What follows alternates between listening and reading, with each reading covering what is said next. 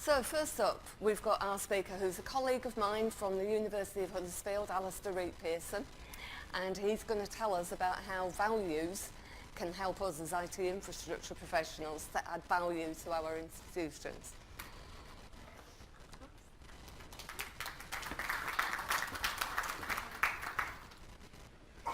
Afternoon, everybody.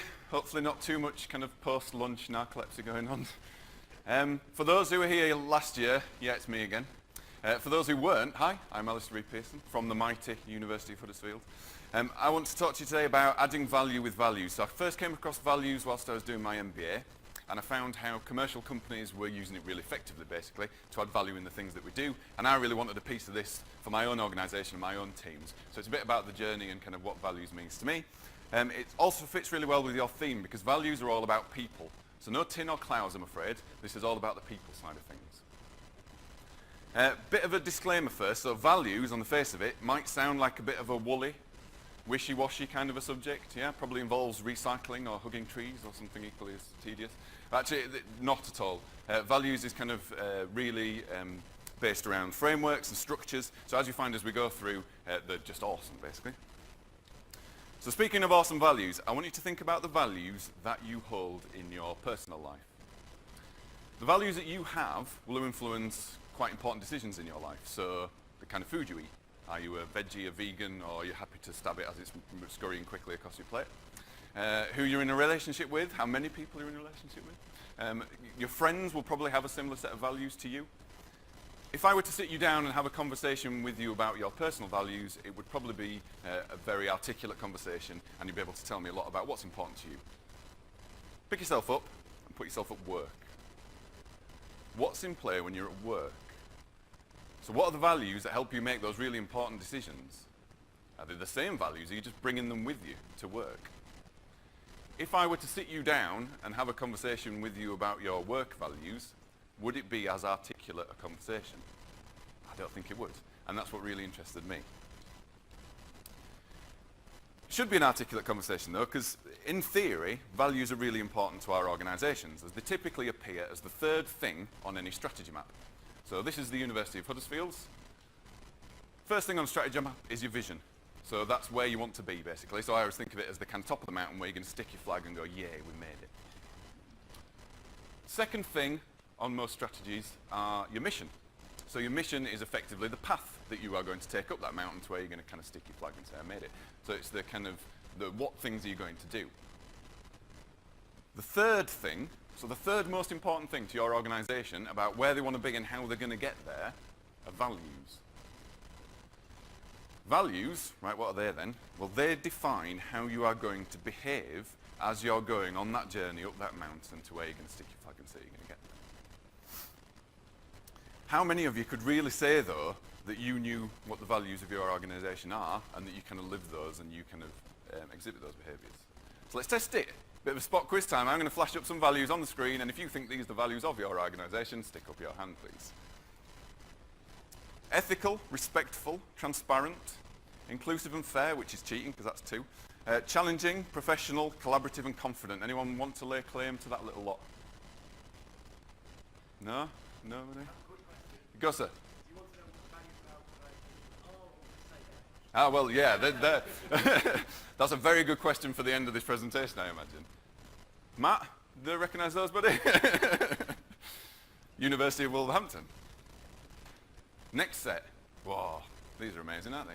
I'm not going to even bother, to be honest. So respect, recognition, blah, blah, blah, lots of words. Anybody want to lay claim to that little lot?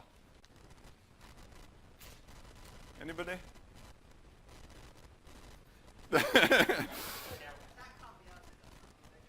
No? I bet they just roll off the tongue at dinner parties, those, don't they? Really lovely set of values, those. Yeah. No more quizzes, so you don't need to secretly Google the rest of your strategy map, guys. It's okay. So if I were to say I have a solution to some of the problems that you have back at the office, you'd bite my hand off. The solution that I'm obviously presenting here are values. So what are the kind of things that values can help with? So disruptive individuals. So has anybody got that person where it's actually nicer in the office when they're not there? Yeah? What do we do about that then? Yeah, there's a lot of people having a really nice time at your offices maybe, because you're all here, who knows? Values can help with that. Disruptive relationships between departments. So I'm going to pick, for absolutely no reason whatsoever, IT and estates. So we work together all the time. Why is it that we can't kind of somehow sort of mesh up that relationship? What's going on there? Maybe values can help with that. Recruitment. So we talk a lot about diversity and equality, and how do we actually really recruit the right person that fits in with our team without it just being another kind of football playing, lager drinking, whatever else you've got in your teams at the moment. How do we ensure that we get that diversity and that equality, but the right fit for the team? Values can help with that as well. I'll cover some more things that can help with as well later on in the presentation. So I said that during my MBA, I came across some companies that I thought were quite interesting and saw how they were using values really effectively. I'm going to look at 4. So IKEA, Innocent, Build-A-Bear, and Atlassian. IKEA first. So the thing that struck me about IKEA was that in their recruitment process, they weight values higher than anything else. So yeah, you kind of need the skill set, but actually, when they're doing the recruitment process, it's really, really, really important to them that you match the values of their organisation. And that made me kind of sit up and take note. This mega leviathan that is IKEA really see these values as important. So what are they and why are they important? So let's have a look at them. It's too many, if I'm honest. There's 10 there, and again, they've kind of cheated, a bit like Wolverhampton. They've got things like humbleness and willpower, so that's 2. Leadership by example. Have a look at these. Do they represent the IKEA that you know as a customer? I think they kind of do. There's some stuff in there about simplicity, cost consciousness. Look at them again. Do they give you a bit of an idea of what they might be like to work for as an organisation? Again, yeah, I think they do. We've got leadership by example in there, togetherness and enthusiasm. That's quite a cool thing from just a set of words on some cool people's t-shirts. And if you Google IKEA and values, you get their recruitment pages. Interesting placement, we'll kind of talk about that in a bit. And there's something that I want to kind of draw your attention to on their website. So it says, throughout the years, IKEA has stood by a set of values that affect the way we work. So I'll just pause there. So this mega thing that is IKEA have something, a set of words that affect the way they work. Pretty significant. These values are as important at an IKEA store in Ireland as they are in a photo studio in Sweden or a distribution centre in China. So what they're saying there is it doesn't matter where you work in the business, these values are the same. And I said at the beginning, values are about the way you behave. Think about your own organisations. Is the way people behave from one building to the next completely different? Yes, they probably are. It might even be from one office to the next, it might be completely different. Yet IKEA, who's this global organisation, has somehow managed to get it nailed, depending on whether you're working in Ireland or China or wherever. That's pretty cool. Innocent next.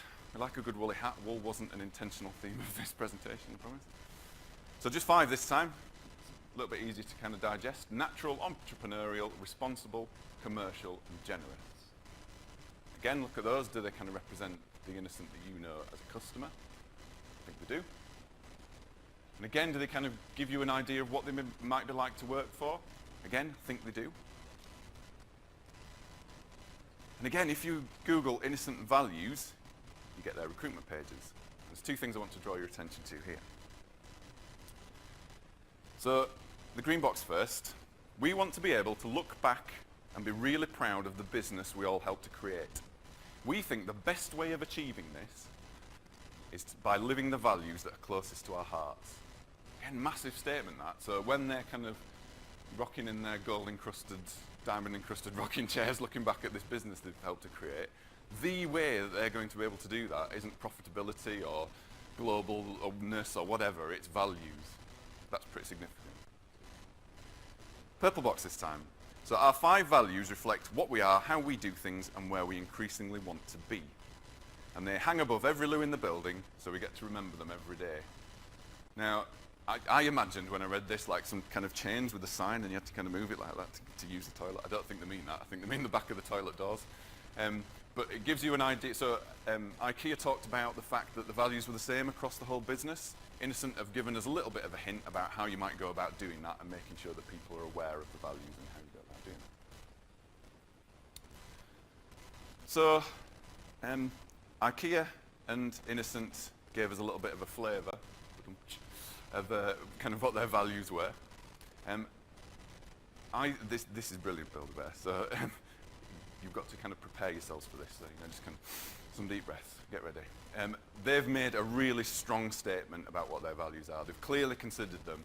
And when I kind of said, look at these and do they kind of represent the company, there is no doubt that these values represent Build-A-Bear, and I think it's brilliant. Reach, meh, learn, meh, diversity. They've put the word bear in their values. Collaborate, give, nah. Celebrate. And what you probably can't see in the kind of small text is there's other things like it takes a village to raise a bear and reach further stars and cute things like that. So again, from a set of values, a really, really strong statement about who they are as an organisation and what they'd be like to work for. Sounds horrendous and cute and cuddly, but if you're the kind of person who has a collection of Disney cuddly toys at the end of your bed, it might be the organisation for you, you never know. Lastly, Atlassian. So I couldn't really not put an IT company in. There's nobody here from Atlassian. Marvellous. And again, just like Build-A-Bear, very, very strong statement about who they are as a company. There's a bit of a disclaimer on this one in that there's some swearing. So anybody of a nervous disposition, just kind of put your fingers in your ears for this next slide. I've been assured by Matt and Joanna that's none of you lot, so I think we're okay. Open company, no bullshit. Build with heart and balance, which I think, to be honest, contradicts open company, no bullshit, never mind. Don't beep the customer. So why they can say bullshit, but they can't say fuck, I've no idea. So it's don't fuck the customer. Now, I'm fairly confident that this isn't relationship advice for their employees. I think it's more a kind of a statement about good customer service. So feel free to go back to your organisation and change your customer values to don't beat the customer values. I think they've kind of got a sort of football theme thing there, so I think all they're doing is missing some beer and some boobs in there, and I think we've got it sorted. So again, a bit machoistic and a bit kind of pointy finger, and I wouldn't want to work for these people either, but such a strong statement and completely contradictory to kind of Build-A-Bear, yet exactly the same thing, it's just a set of words. Hopefully, I've kind of generated some kind of interest in what values are and how we can use them. I'm going to touch on a little bit of theory about values. I'm going to kind of be very specific, because I said at the beginning it wasn't woolly, and I haven't really kind of proved that yet about what values are, and then we're going to look at how you could work out your own values and how to use them. First bit of theory is the carrot or the stick. See what I've done there? This is all about motivation. So there are two typical types of motivation, the carrot or the stick. There is a third type of motivation that relies on values being in play for it to be effective. And that's not the Billy or the TARDIS, it's the rose. So you have carrot, stick and rose. So carrot and stick are external motivators, and the rose is intrinsic, internal motivation. And for people to be intrinsically motivated to want to come into work and do a good job, to get that, some people are naturally like that, but to get that pervasive across your organisation, values has to be in play. And this is all based on the Dan Pink Motivation 3.0 stuff for anybody who wants to do any kind of background reading. The last bit of theory is around culture. So your team, your organisation, your department, whomever, either has a culture, so it's something you can define and you can tell people about it and what it is and how it works, or it just is. It's kind of naturally there by some kind of osmosis of the people that happen to be in the room at the time. Yeah? So you either have a culture or it just is a culture, it's just there. So, I'll be a bit specific now about what values can give you. So, those value statements, those set of words, define your culture. So they give you that has, not the is. They are your guiding principles. So if we think back to IKEA and Innocent and people like that, would Innocent go against something around natural? Would IKEA go around against something like cost consciousness? No, they wouldn't. They're kind of the things that help them guide their business. And then they give you the code of conduct as well, so how you're going to interact with other people, with other services, with other teams. And there's a couple of definitions of values at the bottom there. So vibe is just a silly one that I quite like, that came across. So feel free to go back to your organisations and say, we've got to work out what our vibe is, man. This guy at a conference is really important. Or a more kind of textbook definition is representing frameworks for the way we do things. So a framework, something solid, something we can put in Excel and do pastel colours with and all that kind of stuff. Yeah? Those are three massively key things, and I'll kind of touch on those as I go through. So, we now kind of sort of know what values are, what they give us. We've looked at how some commercial companies use them. How would you go about working out what your values are in your organisation? First and most important thing is involve everyone.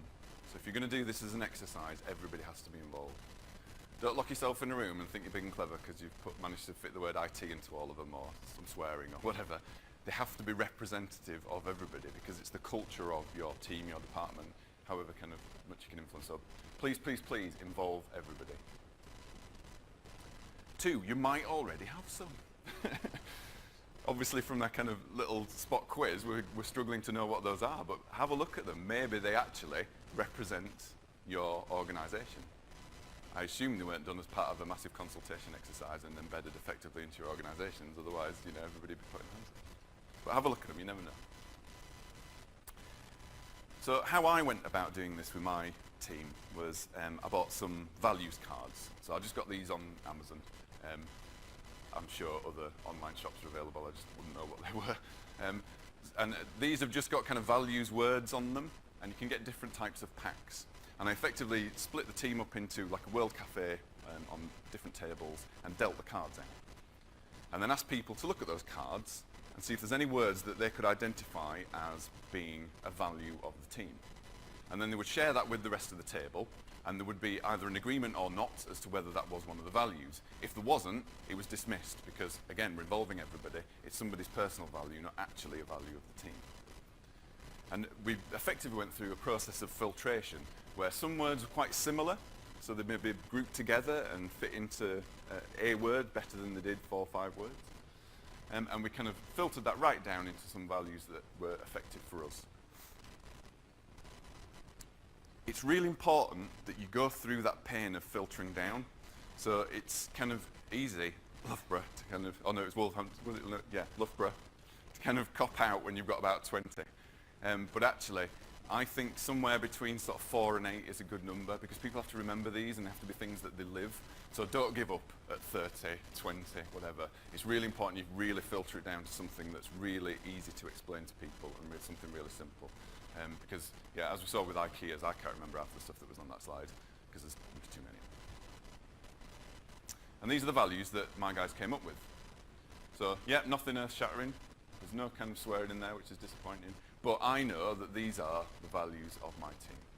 So I can be really pleased that actually I've got something that's defined and I can go forward with. And, you know, I said that as part of this process of filtration, you might have a group of words that sort of fit into one word a bit better as a kind of a more powerful statement. If you're doing that process of filtration, keep those words, because what you can do is use them to construct a sentence that better expands on the value. So our value for customer focus, we will provide the best customer service possible by listening, that was one of the words, showing customers courtesy, that was another word, respect, that was another word, and considering their perspective, that was also on one of the values cards. So we grouped those together and thought they're about the customer, and we constructed a sentence that better explains what that value of customer focus is to us. And then we stuck them up in the office. So we took a bit of a leaf out of Innocent's book and splattered them up for everyone to see. So it's a terrible picture, but that's my fault. I'm not good at taking pictures. So that's our office and our kind of values up on the wall. So that brings me on to the kind of next key point, really. You've gone through all this effort of working out what your values are, and that's all well and good if they just end up being stuck on the wall. Nobody will actually live and breathe these. You won't get to that point of your IKEAs and your Innocent and your Build-A-Bear where they're pervasive and about everything you do, if that's where you stop. What you need to do now is make them pervasive and embedded and part of the culture of your team. So there's a few ways we can do that. We can put them in the loo, like Innocent did. I think actually I complained about the sign, but actually in the loo is probably the wrong impression of what we're trying to get at. I obviously mean back at the toilet door. Bring them up in team meetings, so I'll explain a little bit more about that in a second. Recruitment packs. So recruitment came up a lot, and I've put questions in interviews as well, so I'll touch on that in a minute. It's clearly an important part of where values sit. The thing I want to talk about first is team language and stories. So what do I mean about a language? This to me is best highlighted when you get a commercial consultant in. And sometimes, particularly if they work with corporates, it'll take me a good 20 minutes to work out what the hell they're on about. And it's because they actually come with their own set of language, and it's different to yours, and you kind of sat there thinking, I don't understand these words you're using. And what you might not appreciate is it might be the same for them. You know, you'll have your own set of language and ways of talking with each other. One of the tricks I use to embed values in with my team is I switch out words that I would typically use with the values. So instead of talking about somebody doing a job really well, I'll use the word quality, because that's one of our values. And it feels a bit uncomfortable. It feels a bit like you're using that kind of consultant's speak. But actually, if you do it often enough, it just becomes part of the language of your team, and all of a sudden part of the culture of what you do. So they don't need to constantly keep referencing the values on the wall. We're just talking about them all the time, and we're bringing them up all the time as part of our day-to-day language. And that's a conscious effort to start with, to substitute those words for the values that you've come up with, to really embed them into the language of your team. That brings me on to stories. So this is something of my own making. This isn't in any of the kind of values literature, but we found it really effective. And that was to find stories that represent the values, to really enforce them. So Sam went up to the library and was fixing the computer, and there was a student having a problem, so she helped the student, and then before you know it, we'd kind of change this and change that, and it built onto something else. And that's a great example of our value around customer focus or quality or professionalism or whatever it is. And collect those stories in team meetings. I mentioned that's one of the ways of being pervasive, or however you want to collect those stories, and share them. And that really enforces that actually people are doing this already. So you've collected these values, but these are just things that people are already doing and already believe in. So there will be plenty of stories around how they're using these things in day to day. So collect those and attach them, tag them basically with the values, and say this represents you as a team and what you're doing. Yeah? The other sort of fun thing that we did is one of my guys came up with the idea of trying to find movie quotes that also reflected our values. So it was a good way of people just going on the internet and having fun and thinking about the values that we just talked about. So this is one of them. The problem is not the problem is your attitude with the problem. That's Captain Jack. So professionalism by example. You and I are a team, there's nothing more important. Good old Mike from Monsters Inc. around team integrity. And then we just stick them up all over the place, above the kettle or next to the kind of sockets in the workroom or wherever. So they're a constant reminder of our values. Pervasive, yeah? Right. I want to revisit. I said that values kind of had the solution to some of the problems that you might have in your workplace. So this represents that disruptive individual, where it's better in the office when they're not there. I imagine it would be a lot better in the office if this guy wasn't in there. So how can values help with that? Well, what this person is doing, there's probably a lot of things that they're doing, but one of the things they're doing is they're refusing to adopt the culture of the team. And actually what they're doing is bringing their own values and their own culture with them and enforcing that on the team. And that's why it's different when they're in the office, because they're actually trying to change that culture of the team. And if you've got a culture that is an is rather than a has, they're allowed to do that. They've got that kind of permission to just change the culture of the team when they're in the office. So how do you get around that? Well, define your values, do what I've just explained, set them out, and then you've got a has. So you can clearly say to people, this is the culture of our team. And you're not representing that. So it helps with those difficult conversations. I mean, how do you have a difficult conversation with that guy when what they're doing isn't actually maybe not doing the job? What they're doing is being disruptive as far as the team and the culture goes. So unless you've defined your values, that difficult conversation can't happen. But it's very easy to happen if you have. Also, what I found, which is really interesting, is that once you've defined the values, is that team will self-police. So they'll do the thing of going, nah mate, that's not how we do things in this team. No, it's not one of our values. And really effectively self-manage that person without the manager having to go anywhere near them. And that's really effective. Relationships between teams. So I picked IT and estates. I'll let you guys decide who's who. As long as I'm not Captain America, because I think just having a shield as weapons properly. Anyway. So how can you kind of fix that relationship between different teams? So have a think about what are the values of your estates team. What's important to them? Are they very different to your values? Possibly are. What's the language they use? Do they use different language to you? Again, quite possibly. I often find that IT teams will focus on quality, so the money's really important, but we're really interested in the quality of the services we deliver, whereas the States will be very much focused on the money and delivering that building in budget.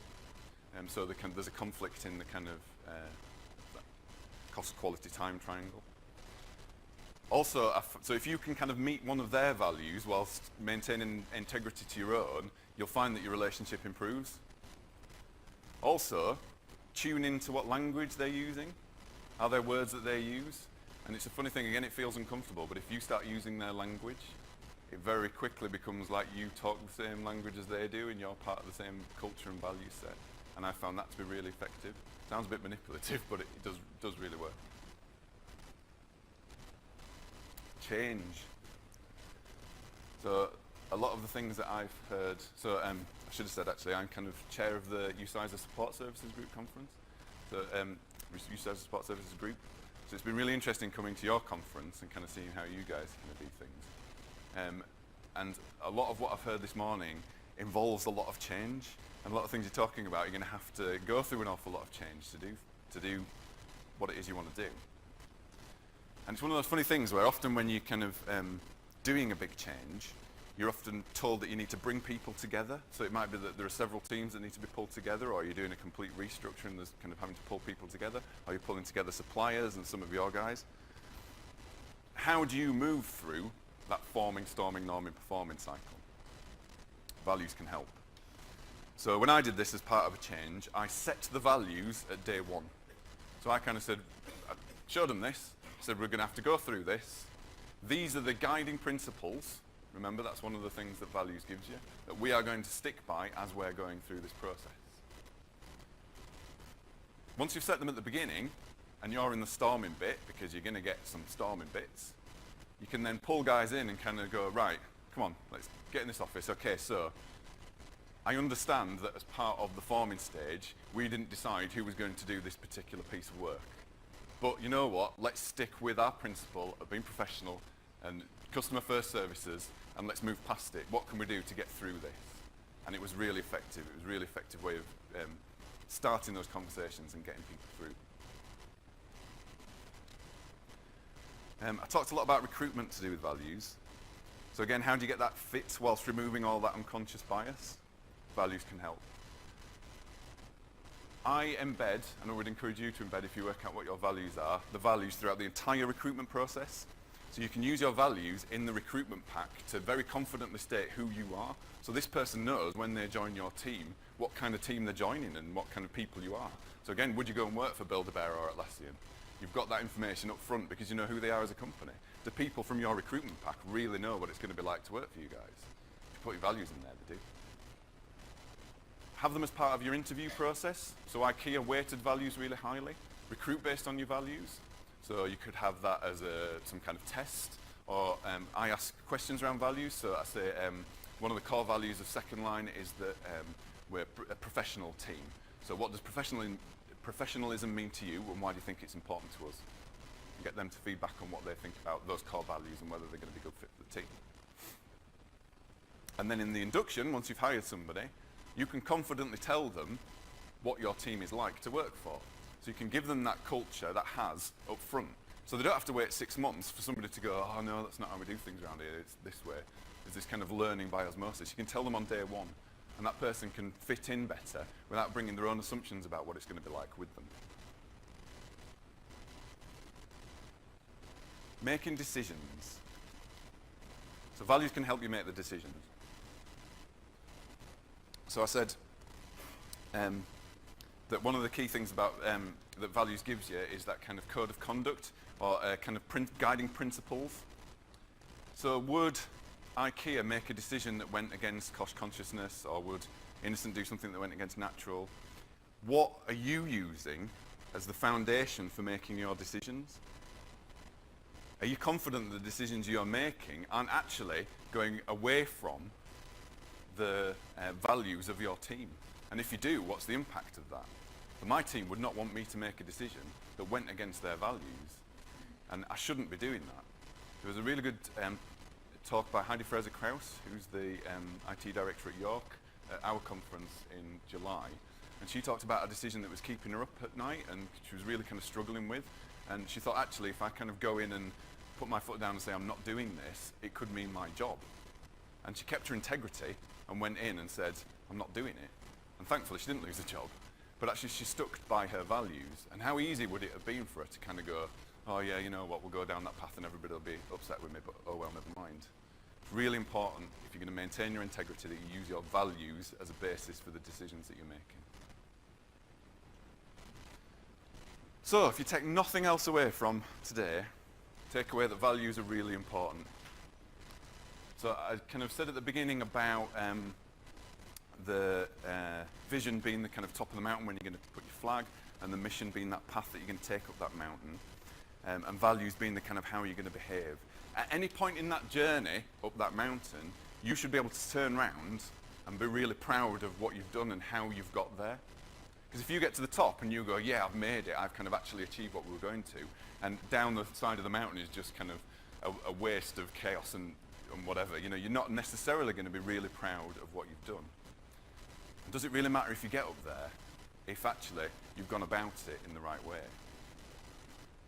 And that was what Innocent were talking about when they said we want to be able to turn around at the end of our careers and be really proud of the business we helped to create. They didn't say, I want to have made it to the top of the mountain. They just said, I want to be doing it in the right way. So that's what values give you, and it's effectively integrity. This is your call to action, guys. Over to you. Work out what your values are. Use them to effectively add values within your own sphere of influence. That's it from me. Any questions? Stunned silence, man.